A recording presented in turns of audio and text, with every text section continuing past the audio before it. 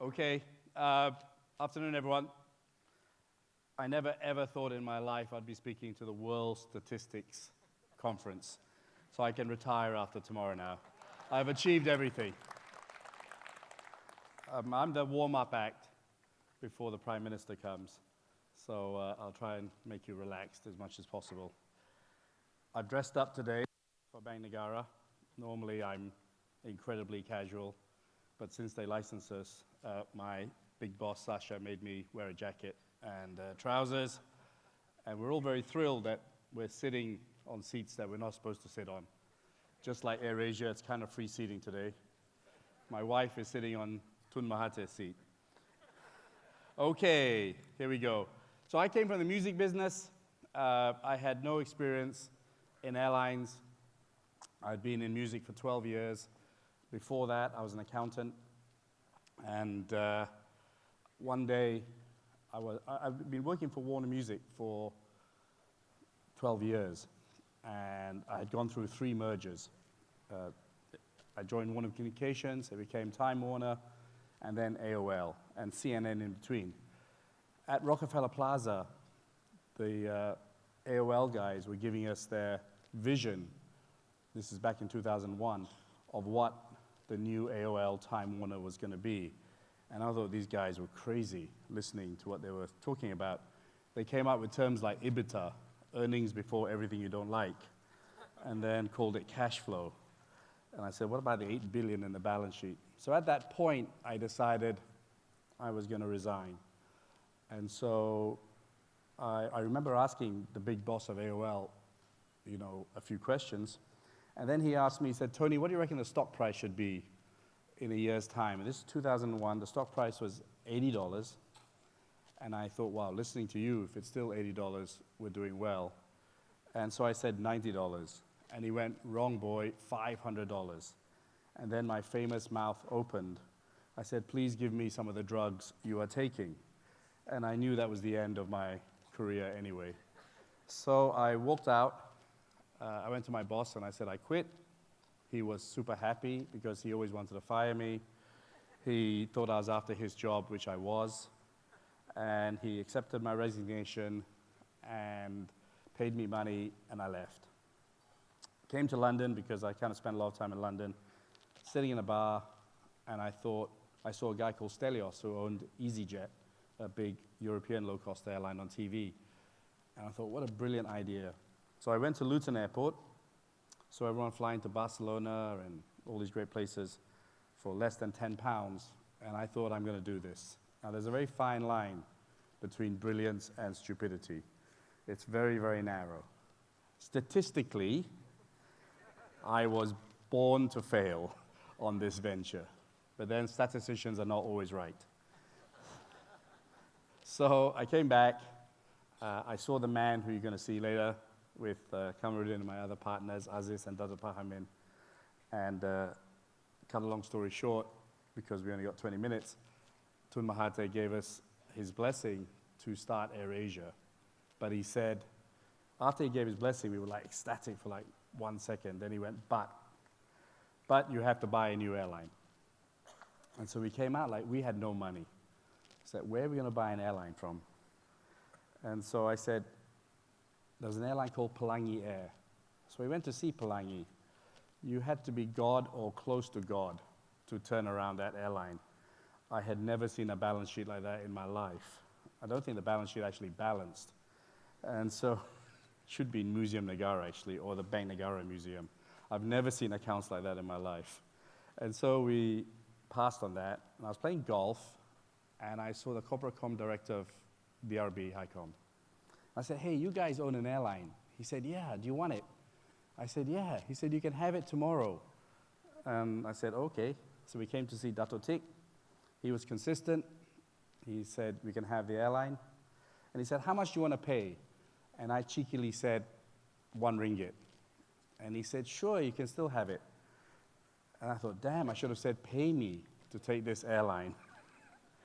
And so in September the 8th, 2001, me, Kamarudin, Dato Pahamin, and Aziz signed to buy AirAsia, subject to due diligence. because we didn't have much money. We were remortgaging our houses. And 3 days later, 9/11 happened. So welcome to the aviation world. But we carried on, and on December the 8th, 2001, we took over AirAsia for R1. That's the receipt. And that was one of the 2 planes that DRB HiCom had. And that is me and Kamarudin on December the 8th, 2001. That was the old AirAsia, blue, green, with a bird on its tail. Airlines are preoccupied with animals. We have tigers, we have lions.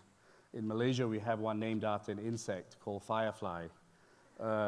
Really, really bad name, because it's the shortest living insect in the insect kingdom. So, you can laugh, it's okay. Bank Negara's senior officials not sure whether to laugh or not. So anyway, for the branding part here, I decided that why do you have blue and green and an animal on the tail? We had no money anyway. And if you think of the biggest brands in the world, they generally only have one image in your mind. If I say Coca-Cola, you're all thinking of Coca-Cola in writing. If I say McDonald's, you're all thinking of the M. If I say Nike, you're all thinking of the swoosh. There's only one image in your mind. So I dropped the bird, that I thought was facing the wrong way anyway, and dropped the blue and the green, and changed it to red. And see, with a little bit of color and a little bit of change, it's amazing how you can change the whole image of the airline. So I also chose red. I tried really hard not to be red, because I used to work for Virgin, and Branson was my boss. And everyone thinks I want to be Richard Branson, but I have no intention to go to the moon or take a balloon across the ocean, right? I mean, when you get to the moon, what are you going to do? There's no Bank Negara there. No sham. What would I do in my life? So that's just a quick branding lesson. Brands are really important, actually. I think too many companies forget about branding, and because you don't necessarily see the impact to your bottom line. And the CFOs will always be saying, oh, will there be a return on sales? But we have gone from 2 planes to 265 in 18 years because we built a big brand. The MC actually has said most of my speech here, so you're fired, by the way. So that's his speech, actually, on this slide. Actually, it's an incredible story. Out of 18 years, we've gone from 2 planes to now we have 265 aircraft. We've gone from our first year, we carried 200,000 passengers, and this year we'll carry 100 million. We have 5,500 flights per week, and since we've started, we now have carried about 580 million people, which is something I never believed we could ever do. And as our wonderful MC have said, we won the world's best low-cost airline 11 times in a row, which is pretty cool. I think the note here, which I just want to talk, since all of you are mathematicians and statisticians, is we have 110 unique routes. We have routes that no one ever thought could be done before. And there's one route which I'm particularly proud of. It's a route to Bandung. It's a city in Indonesia where no one flew. There were no planes there. Before, when I was in the music business, I used to record music there, dangdut music. Actually, I was the dangdut king back in Warner Music days. I used to see Sham in dangdut clubs. That's how I knew him before I joined AirAsia. He was a regular with Emelina. So he's never going to invite me ever again to any other speech. But I thought, why doesn't anyone fly to Bandung? It's 1.5 million people. It has a great university. It has great shopping. And so I said, let's fly to Bandung. And my route guy said, no one's ever flown there. And I remember he said, statistically, this will not work. And I said, I don't care. I own the airline with Kamarudin. So we flew to Bandung. Our plane was too heavy, so because the airport was smaller than this room, actually, we had to park by the Air Force Base. And now Bandung we fly 33 times a day. And the airport's been rebuilt, and there are 22 airlines that are flying there. And we've revolutionized the economy there.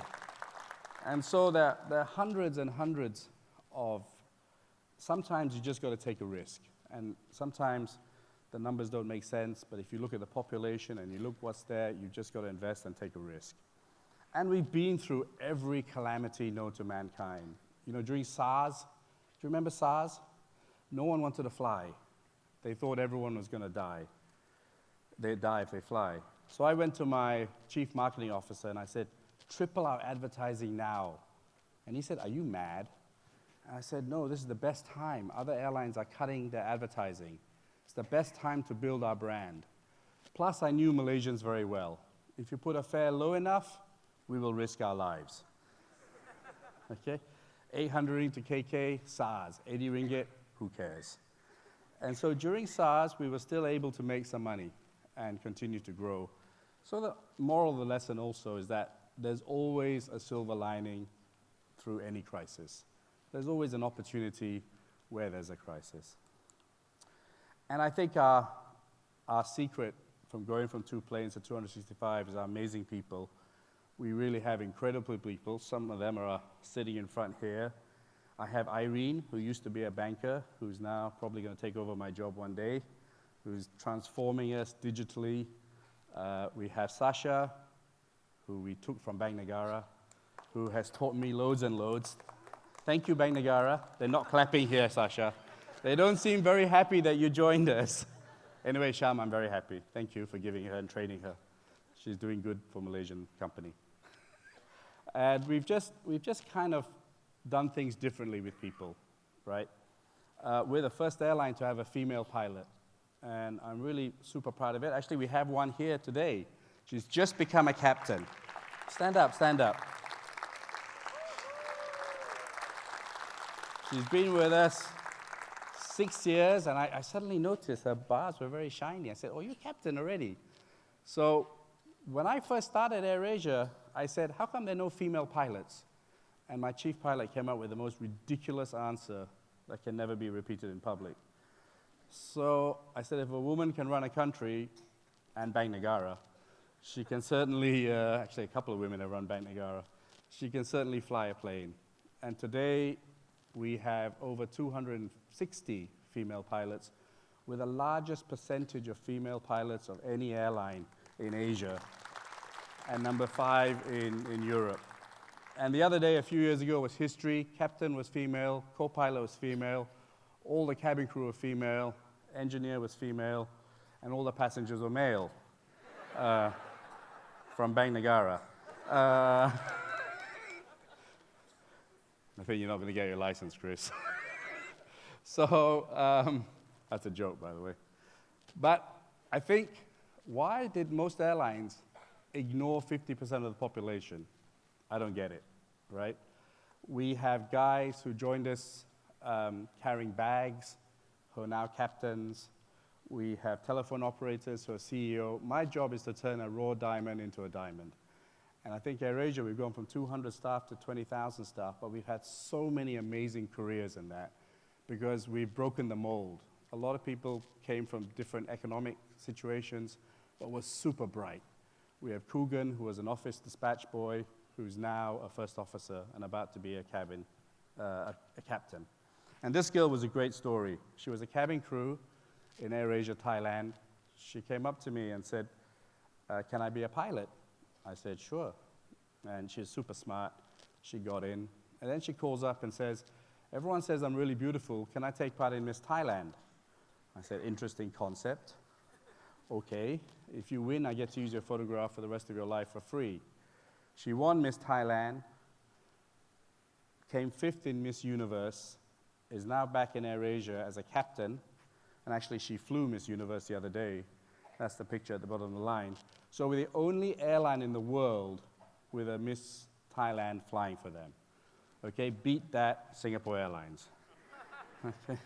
But the moral of the lesson is not that a woman. It's the fact that at AirAsia, there's no distance between any staff. And anyone can call me up. Anyone can tell me their dreams. We're a very flat-natured company, and I think that's our secret. So, we're now going on this new journey and hopefully recruit many of you to join us in transferring our airline from just an airline into much more than an airline and become a technology company. We have tons of data all over the place, huge amounts of data. And over the last 2 years, we have spent that time with Palantir and Google and our own data team in getting that data all to be used and build new businesses, make our airline more efficient, and use our assets to do more than just sell airline tickets. And we were basically breaking our data into 3 or 4 chunks. One is for commercial data, one is for operational data, and then we have a lot of HR data as well. So basically sell more, build more businesses from that commercial data, save money through using data to cut cost and improve efficiency, and then recruit better as well. And on the operations side, we think data will transform the airline experience. We were lucky enough to have Tun Mahathir come over on Friday, and we're big into facial recognition, AI, and machine learning, and we hope that the future of travel, you can just check in with your face and board with your face and even pay with your face going forward. So really take out a lot of friction. And we're really working hard with a lot of immigration authorities all over that you can just, we'll pre-clear you, so lines and queues will be over very, very soon. That takes a lot of work with governments, but we're seeing a lot of support on that issue. And AirAsia.com right now, we have about 60 million unique visitors a month only buying AirAsia tickets. We're huge in social media, and so over the last 3 or 4 weeks, Irene and her team have been changing. You'll notice a slight change in our website, on our app and our website, why we're selling more. We're not just going to be selling airline tickets. We feel that with our data and knowing our customer better, we'll start to sell hotels and activities and deals and a whole lot more. So our first journey is to become a travel super app, and then finally a lifestyle app. And we have a very powerful currency in our loyalty program called Big Loyalty, where we have over 20 million people. So we have a huge asset in AirAsia.com, and now data is enabling us to change our whole direction and our whole imaging as an airline.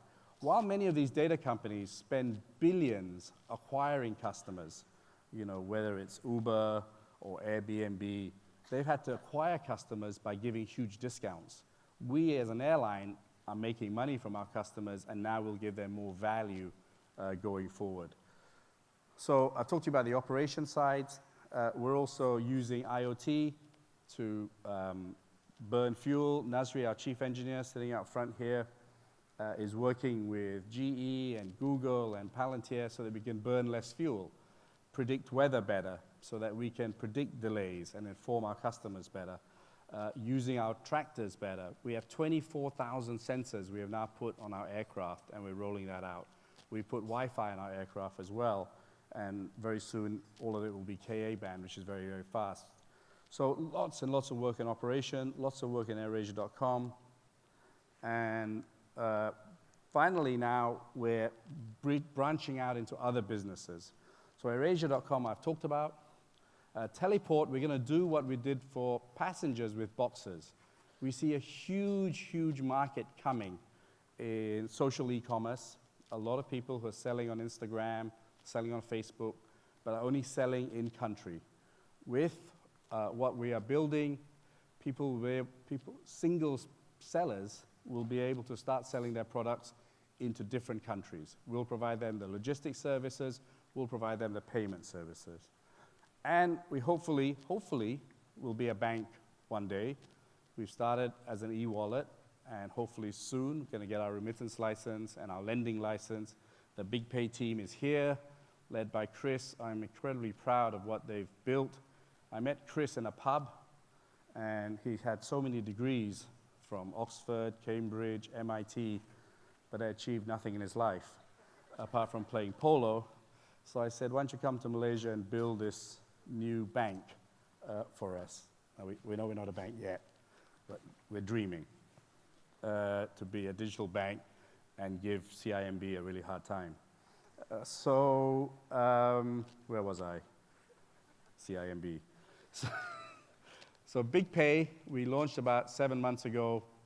Commercially, I'm incredibly proud.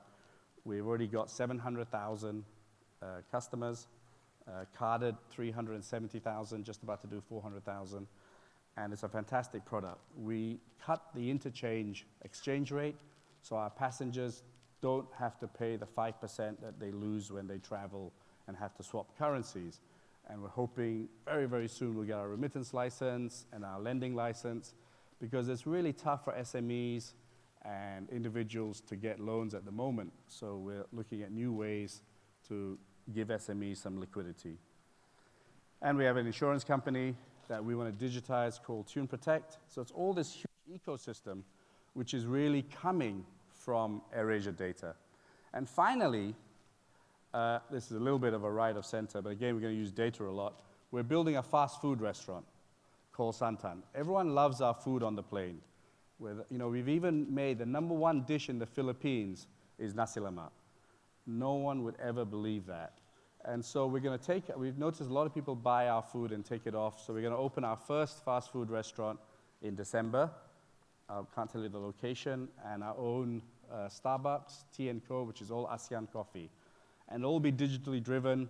It'll be a very futuristic kind of fast food restaurant, but it's the first Malaysian and ASEAN fast food restaurant. And so we want to give McDonald's and Burger King a little bit of different type of competition. So that's this whole journey underpinned by our loyalty points, big points, and data, and how we've taken an airline and on this journey of creating new businesses along the way. And that's Big Pay. If you haven't got it, download it and try it. I'm really super proud of this product. They've done an incredible job, and it's one of the few products I've seen in AirAsia where I see very few complaints. They've really done a really, really good job. It's very useful. I use it all over the world. Benji, my assistant, went to London and used it 100% on everything he did. And for anyone who wants a job at AirAsia, please apply here. If you're bored in Bank Negara, come to us. If you want to leave the Institute of Statistics, come to us as well. If you're from Abu Dhabi and want to come to us, that's the website. We're recruiting now. This was a few days ago. Just to give you a view, we have a fantastic office, amazing energy. I really am blessed with amazing people. The secret of AirAsia's success is the incredible people that we have in this airline, the belief that anything is possible. And most importantly, we always have fun. And my dream of making my boss work for me, the guy who gave me my first job, came true about 6 years ago. So this is Richard Branson serving me when he lost his bet to me on an AirAsia flight from Perth to KL. So ladies and gentlemen, thank you for listening. Believe the unbelievable, dream the impossible, and never take no for an answer. And of course, from now on, only fly AirAsia. Thank you very much.